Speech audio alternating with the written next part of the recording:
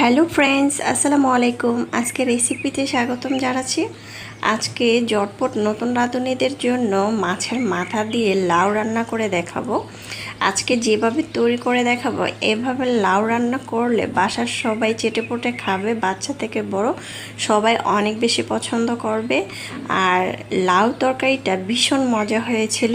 আজকে আমি যে মাছটা দিয়ে তৈরি করব, যে মাছের মাথা দিয়ে তৈরি করব, আসলে সেই মাছের মাথা থেকে অনেক সময় মাছটা থেকে অনেক গন্ধ আসে, কিন্তু আজকে যেভাবে আমি তৈরি করে দেখাবো, এভাবে তৈরি করলে মাছ থেকে কখনোই গন্ধ আসবে না। খুব সুন্দরভাবে আজকে লাউটা রান্না করে দেখাবো। যারা তৈরি করবেন তারা অবশ্যই প্রথম থেকে শেষ পর্যন্ত দেখে তারপরে তৈরি করবেন।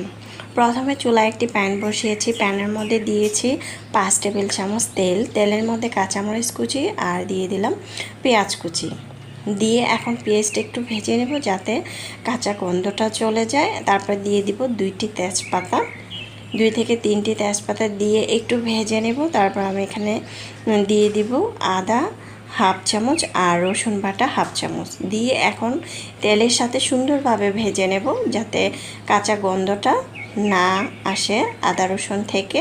তারপর কিছু গুঁড়া মশলা এখানে দিয়েছি, যেমন ধনিয়ার গুঁড়া হাফ চামচ দিয়েছি, জিরার গুঁড়া হাফ চামচ দিয়েছি, আর হলুদের গুঁড়া হাফ চামচ, মরিচের গুঁড়া 1 চামচ।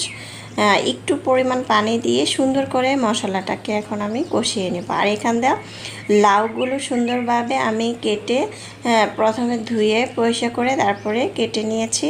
তারপর আমি এখানে নিয়েছি পাঙ্গাস মাছের মাথা। পাঙ্গাস মাছের মাথাটা ভালোভাবে গরম পানি দিয়ে ধুতে হবে। গরম পানির মধ্যে কিছুক্ষণ ভিজিয়ে রাখলে কিন্তু এই যে কালো অংশটা সেটা উঠে যাবে। সুন্দরভাবে গরম পানি দিয়ে ধুয়ে তারপরে ঠান্ডা পানি দিয়ে লবণ দিয়ে ভালোভাবে ধুতে হবে।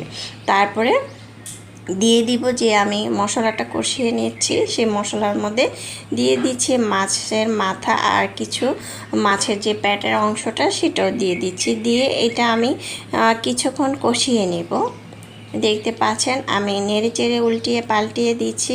আর যেভাবে আজকে তৈরি করছি এভাবে সেমভাবে লাউটা তৈরি করলে সত্যি অসম্ভব মজাদার হবে তরকারিটা খেতে। এখন ঢাকনা দিয়ে ঢেকে আমি রাখবো 3 থেকে 4 মিনিট। 4 মিনিট পর চলে আসলাম। মাছটা কিন্তু খুব সুন্দরভাবে কষানোটা হয়ে গিয়েছে। আমি কিন্তু হলুদ মরিচের সাথে পরিমাণ মতো লবণও দিয়েছিলাম। লবণটা পরিমাণ মতো দিয়ে সুন্দরভাবে এগুলো কষিয়ে নিয়েছি, দেখতে পাচ্ছেন। এরপর যে আমি এখানে দিয়ে দিব লাউগুলো অবশ্যই লাউটাকে যখন কাটবেন, কাটার আগে অবশ্যই লাউটাকে ধুয়ে তারপরে কেটে নেবেন ভালোভাবে, বটি ডাউটা ধুয়ে। তাহলে লাউটা যখন কাটার পরে ধুতে যাবেন অনেক সময় লাউ সিদ্ধ হতে চায় না, এটা অবশ্যই খেয়াল রাখতে হবে।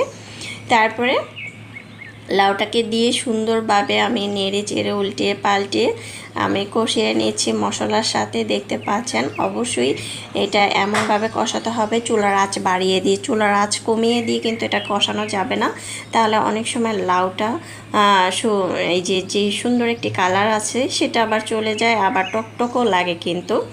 যা লাউটার থেকে কিন্তু অনেকটা পানি উঠেছে, দেখতে পাচ্ছেন। এখন আমি লাউটাকে উল্টিয়ে পাল্টিয়ে সুন্দরভাবে নেড়ে চেড়ে দিচ্ছি। আর লাউয়ের মধ্যে কিন্তু কোনো পরিমাণ পানি দিতে হবে না, অনেকটা পানি উঠেছে। আর যারা একটু ঝোল ঝোল খেতে চান তারা কিন্তু সামান্য একটু পানি দিতে পারেন, তবে আমি কিন্তু এখানে পানি দিইনি। খুব সুন্দরভাবে এটাকে ঢাকনা দিয়ে ঢেকে রাখবো প্রায় 3 থেকে 4 মিনিট। 4 মিনিট পর চলে আসছে, দেখতে পাচ্ছেন লাউটা সুন্দরভাবে নরম তুলতুলে হয়ে গিয়েছে। আর এই পর্যায়ে ধনেপাতা কুচিও দিয়ে দিচ্ছি।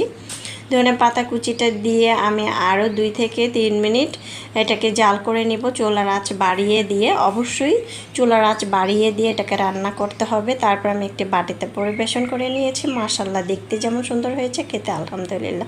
চাইলে ট্রাই করতে পারেন। আল্লাহ হাফেজ।